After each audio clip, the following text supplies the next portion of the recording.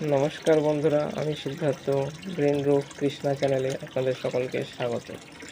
তো এই যে দেখুন সবেদা, তো এই সবেদাতে প্রচুর পরিমাণে পিঁপড়ে হচ্ছে। তো আমি নিম তেল দিয়েছি, তারপর পিঁপড়ে দেখো।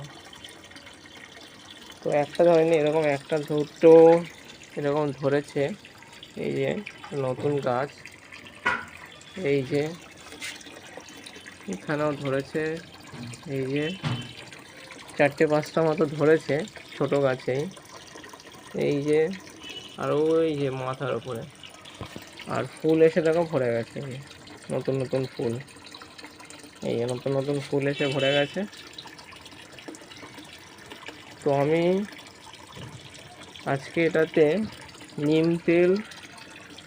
নিম তেল আর শ্যাম্পুতে মরে যাবে, আর নিম তেলে আর পিঁপড়ে আসবে না। শ্যাম্পু আর নিম তেল মিক্সড করে এখানে স্প্রে করে দেবো। কিছু করার নেই, যেহেতু দেখতে পাচ্ছ পিঁপড়ে এত সংখ্যায় হচ্ছে যে শ্যাম্পু স্প্রে করতে বাধ্য হচ্ছে।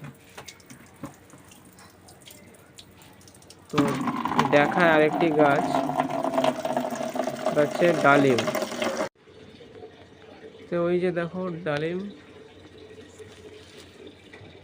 ওই যে প্লাস এর ভেতরে ধরেছে, দেখাতে পারবো কি না এটা বাঁধা হয়েছে আবার।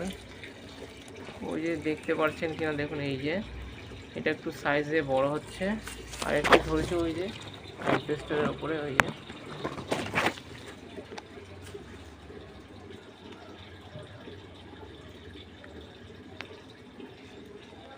আর এই যে জবা গাছ, এই যে আমড়া গাছ, এগুলো নিয়েও ভিডিও অবশ্যই করব।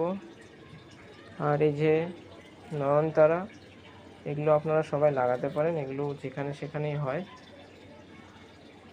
এই যে সাদা নয়নতারা,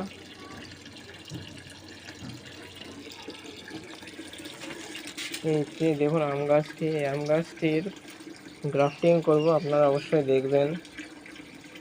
হচ্ছে সিজনে দুবার ফল দেয়, খেতে অত ভালো না, একটু টক মিষ্টি টাইপের। এই যে আমাদের সবার বেলপাতার দরকার হয়, তো এরকম সিমেন্টের জারে বা গামলাতে অবশ্যই লাগিয়ে দেবেন।